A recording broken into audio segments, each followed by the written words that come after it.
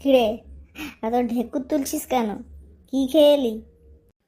আর বলিস না, এই অনন্ত আর রাধিকার বিয়েতে খাওয়াটা একটু বেশি হয়ে গেছে। এখন কি ঢেকুর উঠছে মাইরি। বলিস কি রে, অনন্ত রাধিকার বিয়েতে তুই?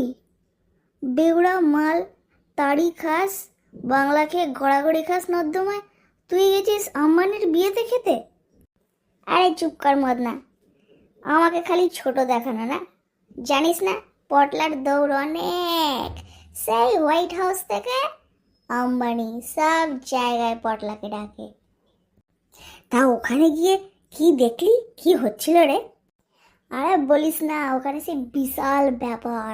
ওপরে চাঁদোয়া টানানো, নিচে আনন্দ আর রাধিকা বসে আছে, পেছনে ওদের বাবা মা, সামনে একদম তারকা রাক্ষসী না, সরি, মানে তারকায় খচিত একদম রে। তা তুই কোথায় বসলি? আমি তো একেবারে আনন্দের পাশে। আর বলিস না, বসতে গিয়ে দেখি তো জায়গা নেই। আমাকে আনন্দ বললো, আরে বস, চিন্তা করো না, তুমি আমার ডান দিকে বসো, ডান পায়ের ওপর বসো। বসে বললাম। বলিস কি রে, রাধিকা কিছু বলেনি, রাগ করেনি? তুই অনন্তের পায়ের উপর বসে পড়লি যে? ধরো ওকা, এসব নিয়ে কেউ রাগ করে নাকি?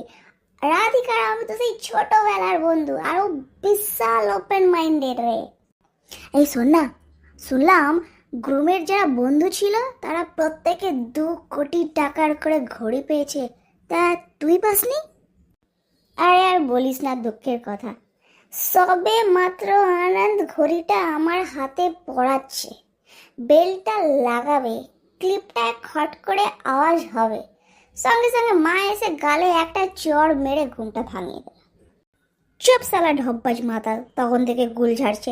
আমি এখানে বসে বসে ভাবছি, তুই ঘড়িটা পেলে সেই ঘড়িটা তোর থেকে ঝেপে দিয়ে বেচে নিজে কয়েকটা পয়সা করবো, তা না,